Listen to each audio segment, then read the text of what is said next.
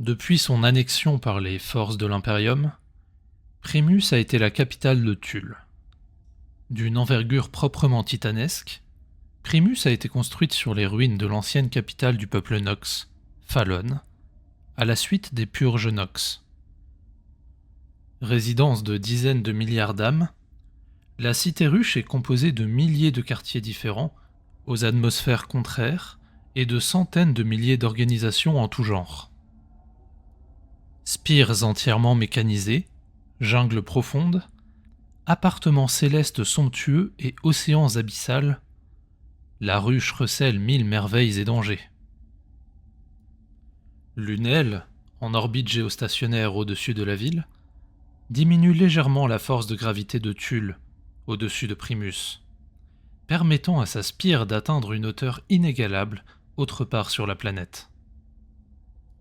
Son spatioport, enchâssé dans la spire au niveau de la stratosphère, permet à des bâtiments de grande taille arrivant de tous horizons de s'y amarrer sans passer par des navettes de transit ou des cargos de marchandises hors de prix pour atteindre le sol. Cela lui donne un avantage considérable sur les autres pôles commerciaux de Tulle. Cet avantage est également exploité par l'Astra Militarum, qui dispose de tout un complexe de transit de vaisseaux situé juste au-dessous du spatioport. Aucun civil n'est admis au-dessus de celui-ci, quelle que soit sa renommée ou sa fortune. Une partie des échanges commerciaux entre la capitale et Lunel se fait grâce à une technologie de l'ancien empire du Dua, ayant été réquisitionnée par le Mechanicus. Les 6 canons Gauss, ceinturant Primus, pointent vers Lunel et sont capables de propulser des charges d'une dizaine de tonnes chacun tous les quarts d'heure. Ils sont le moyen d'approvisionnement principal des Lunellaires en ressources en tout genre et constituent une importante source de revenus pour la cité et pour le Mechanicus. Primus est également un point de chute important pour le chapitre des Space Marines des Void Reapers et aussi le lieu de vie du gouverneur planétaire Lord Van Adveus.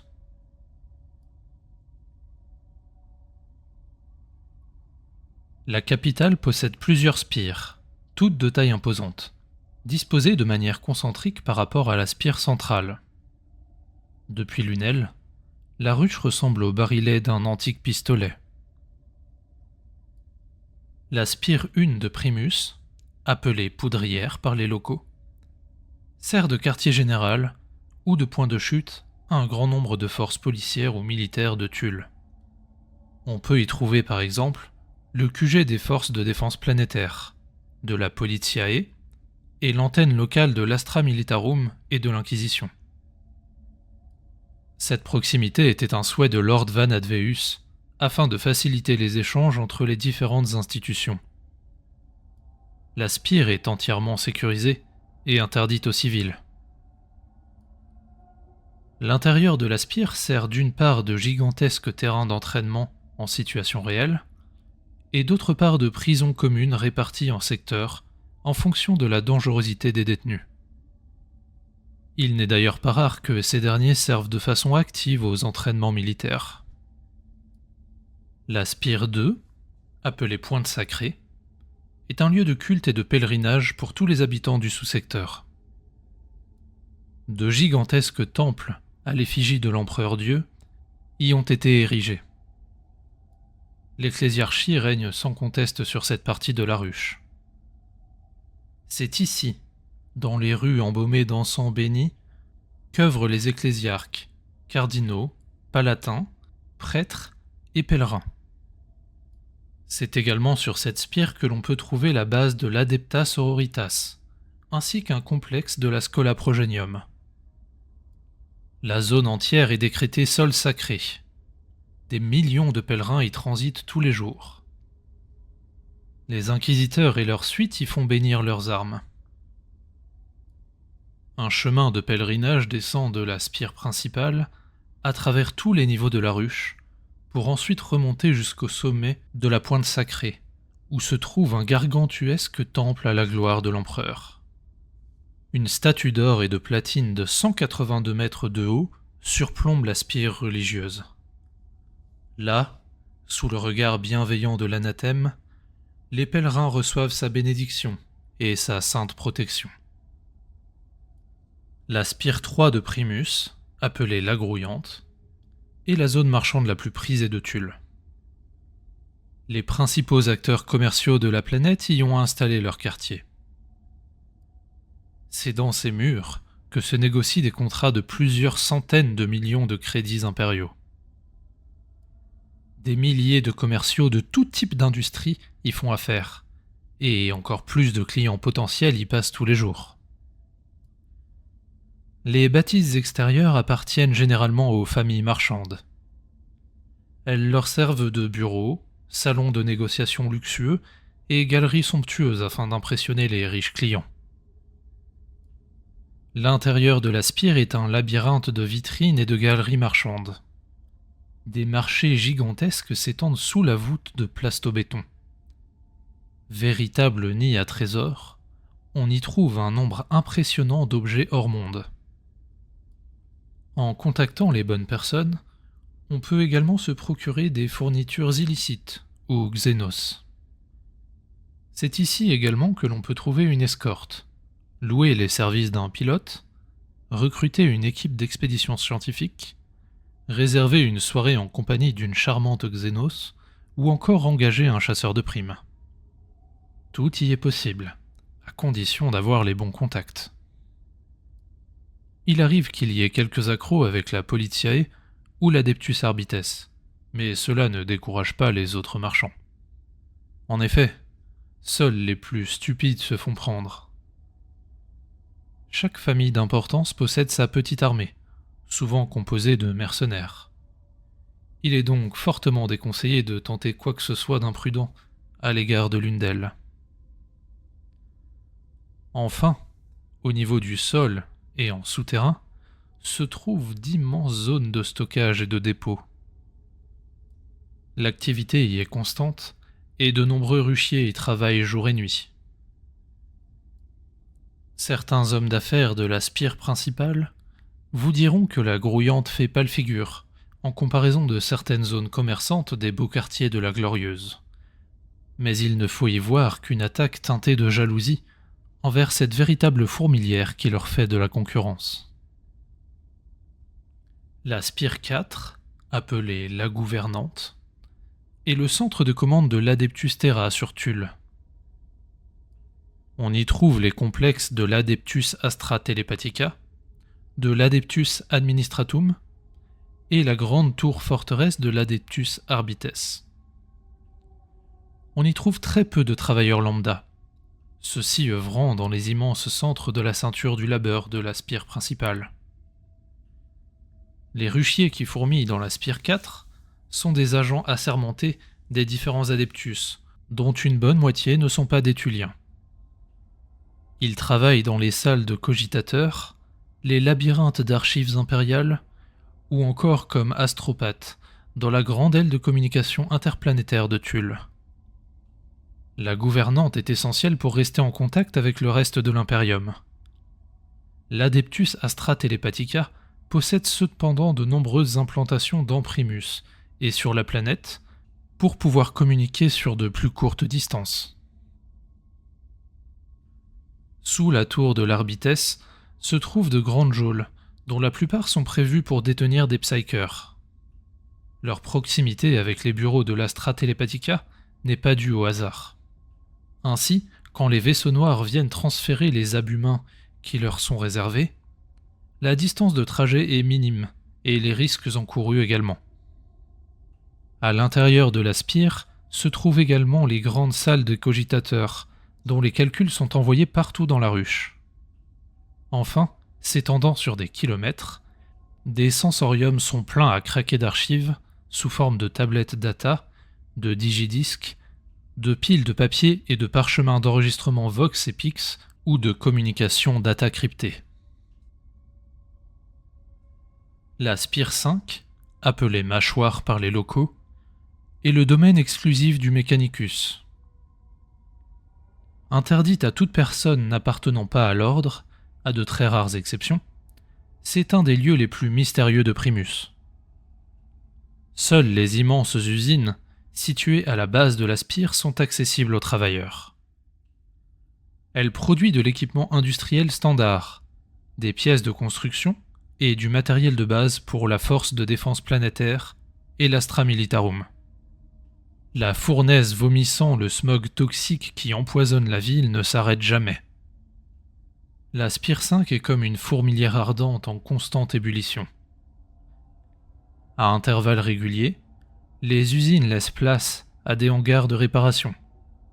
En effet, le Mechanicus s'occupe de la réparation et de l'entretien de tout le matériel utilisé sur Tulle, et même au-delà.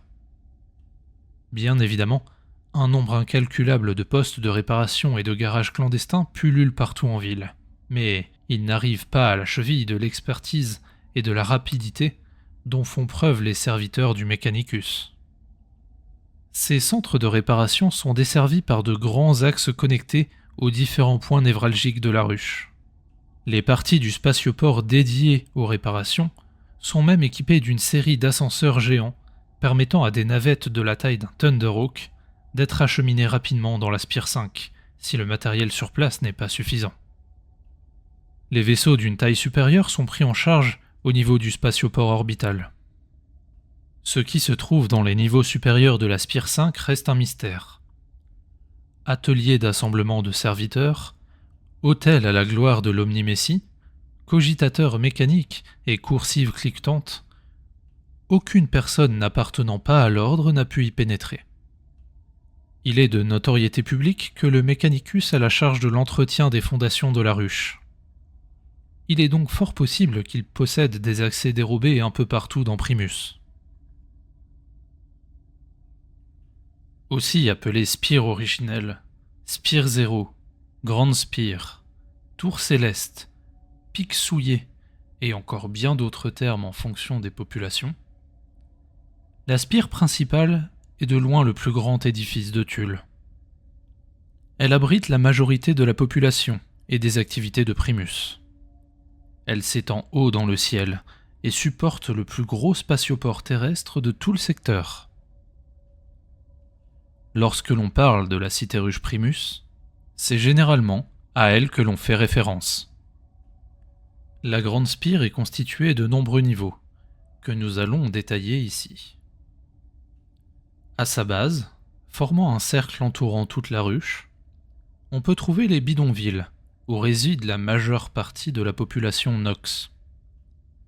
Ces indigènes avaient autrefois conquis l'intégralité du sous-secteur sol, en alliance avec les Lunellaires. Tulle, qu'ils appelaient Noxar, était leur planète d'origine. Elle fut renommée à la suite des purges Nox, et une grande partie de ses anciens habitants furent éradiqués. À l'origine humain ordinaire, les Nox ont changé d'apparence au fil des millénaires passés sur la planète. Rabougris et trapus, ils sont traités comme des mutants par les institutions impériales et sont forcés de vivre en périphérie de la ville, entassés comme du bétail dans un amoncellement de taudis.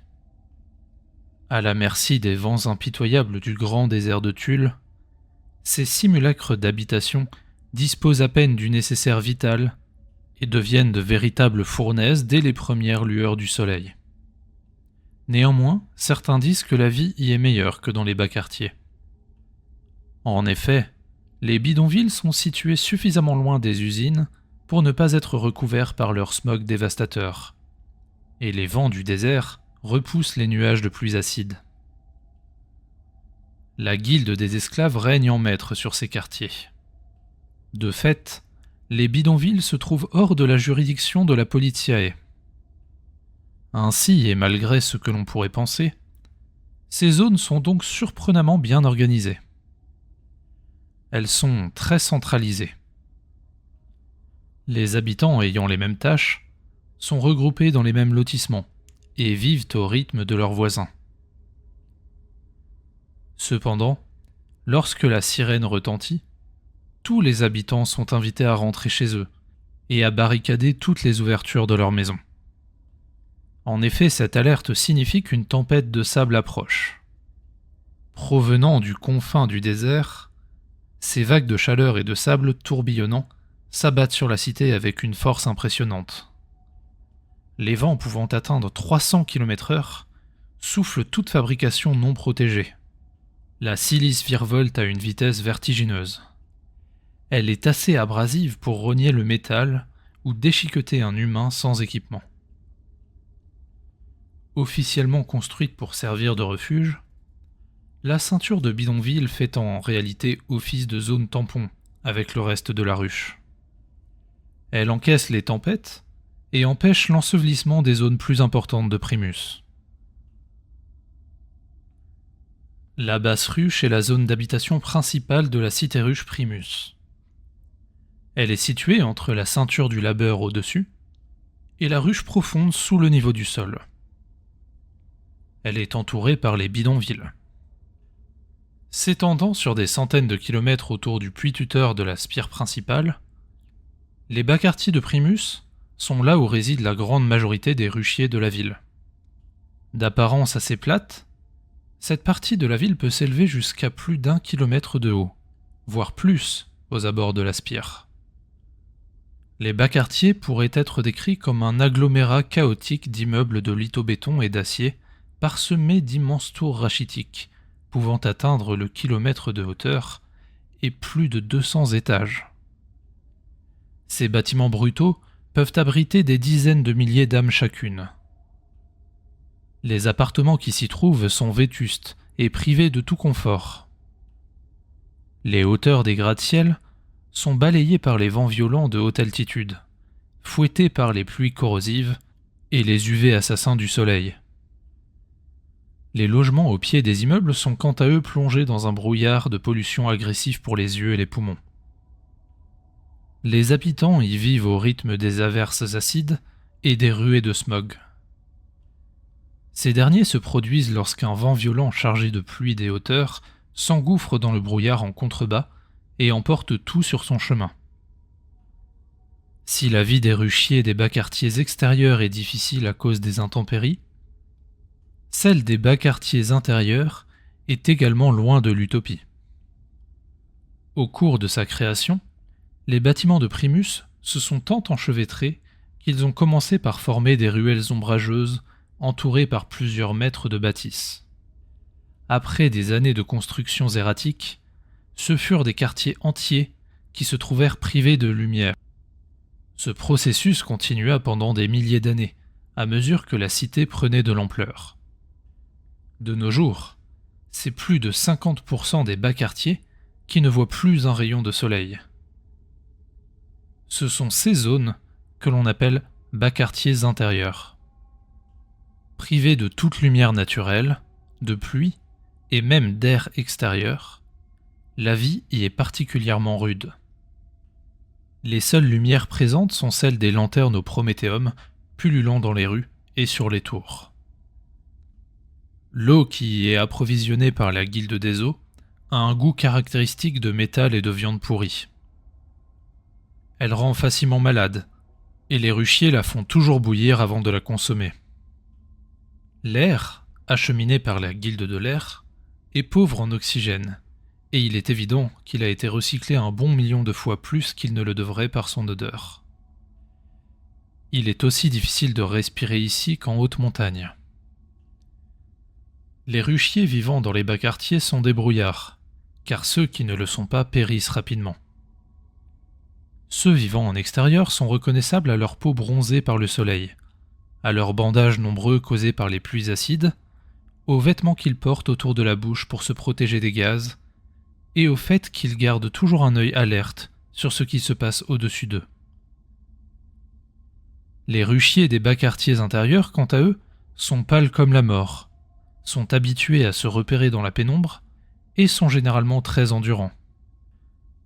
Les bas quartiers forment la zone d'habitation principale de la cité ruche.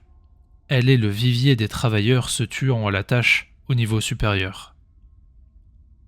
La Politiae tente d'y faire régner l'ordre, mais la densité de population et les conditions dans lesquelles elle vit rendent cet objectif impossible à atteindre.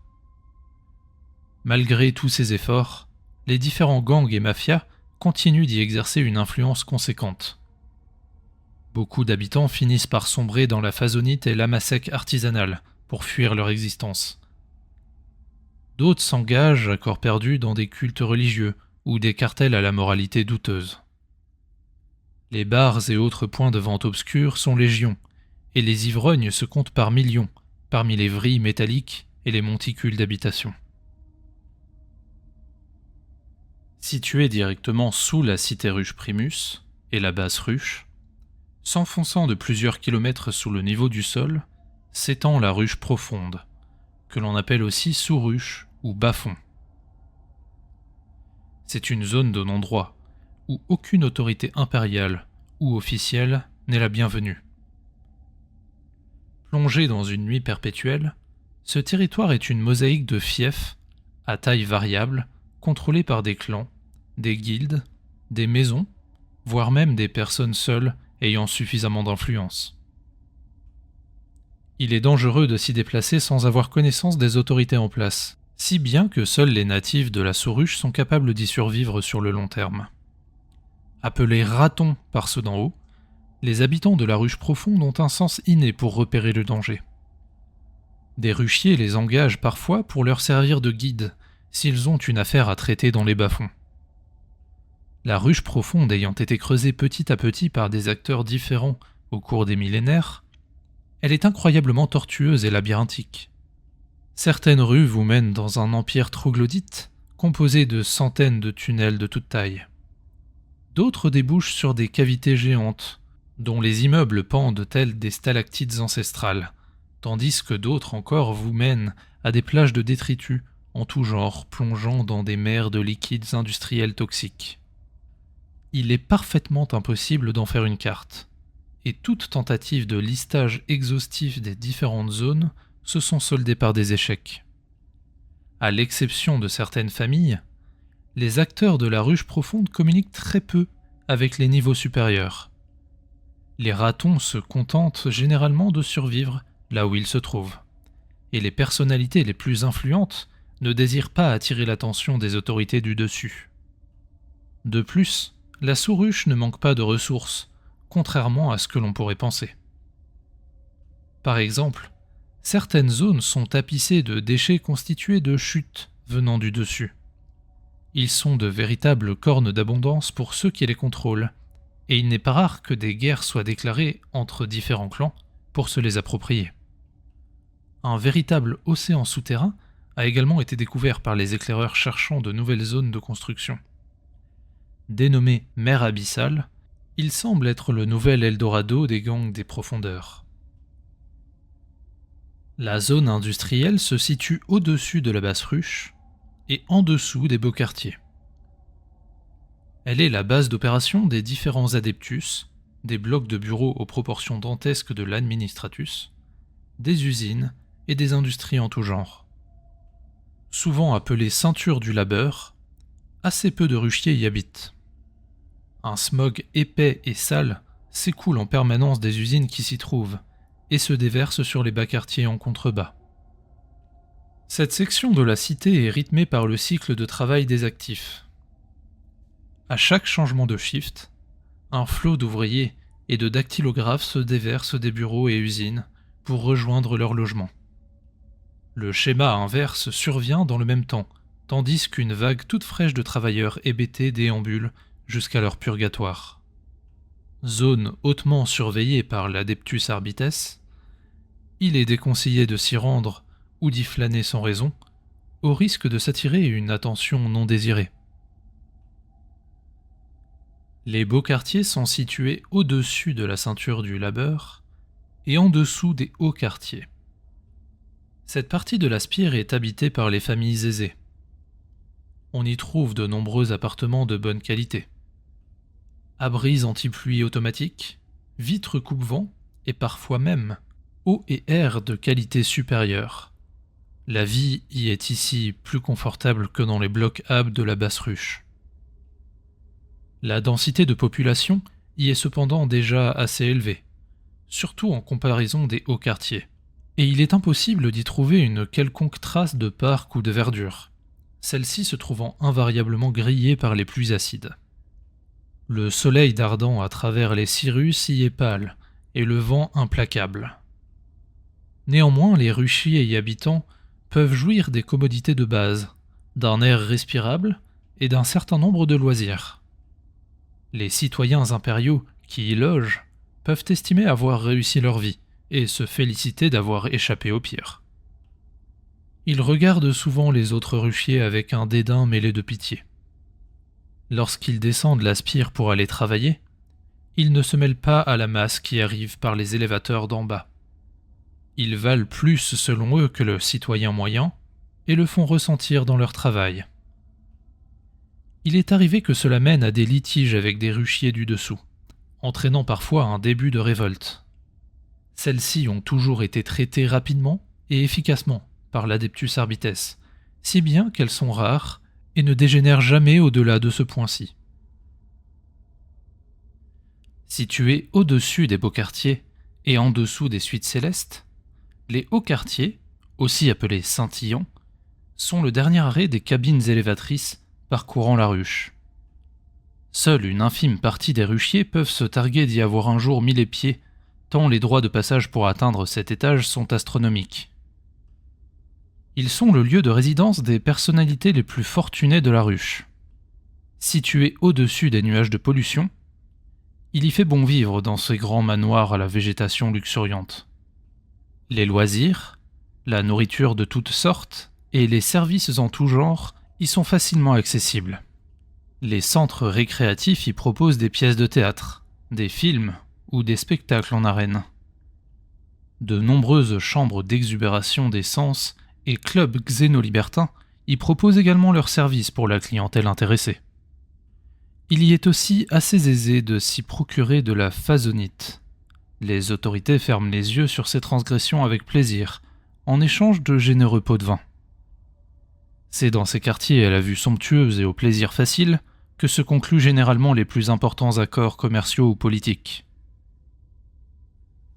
Les suites célestes se situent au-dessus des hauts quartiers et en dessous du spatioport terrestre, dans les niveaux inférieurs de ce dernier.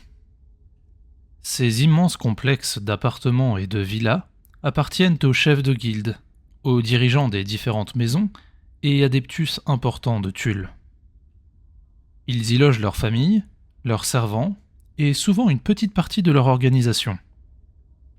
Ces somptueuses bâtisses sont le rêve de tout ruchier et la plus grande distinction qu'il est possible d'obtenir pour un citoyen de Primus. La vue au-dessus de la mer de nuages y est somptueuse, les pluies acides inexistantes, et chaque résidence dispose d'un accès direct à leur hangar privé accolé au spatioport public. Il est à noter qu'aucun élévateur ou ascenseur ne dessert ce niveau. Seule une navette privée peut vous y déposer.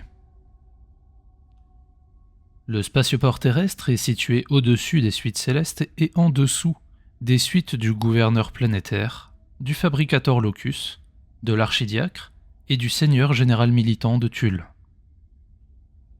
La partie basse du spatioport couvre plus de 2 km de hauteur. Elle est dirigée par la Carrière Transistar Industry, ou CTI. Précédemment dirigée par la Sol Spaceways, elle changea de direction à la faveur de la famille Orano suite à l'incident du blocus militaire de Krag. Proprement gargantuesque pour une infrastructure au sol, ces nombreux points d'amarrage permettent aux convois commerciaux de livrer le flux de marchandises nécessaire au bon fonctionnement de la cité. Il est probablement le plus grand spatioport au sol de tout le secteur, toujours en ébullition. Les va-et-vient des vaisseaux et les cliquetis des serviteurs ne souffrent aucune pause. Il est constamment desservi par des navettes provenant du spatioport orbital et des autres cités ruches, ainsi que par de grands ascenseurs spéciaux n'ayant pour arrêt que leur station de départ et le spatioport. Ils existent afin d'éviter que les personnes ayant des affaires au spatioport n'aient à payer des droits de passage, mais également pour éviter que des gens de la basse ruche n'aient la possibilité de se rendre dans des quartiers chics où ils n'ont rien à faire, en prétendant aller au spatioport. S'ensuit une zone du spatioport réservée aux forces militaires en place sur la planète. D'une taille conséquente, elle permet aux flottes du régiment des fusiliers tulliens de débarquer et d'embarquer un très grand nombre de ressources et d'hommes en un temps record. l'Astra Militarum occupe plus des 2/3 de la zone. Les forces de défense planétaire locales y ont aussi leur quartier, ainsi que l'Adeptus Arbites et l'Adepta Sororitas.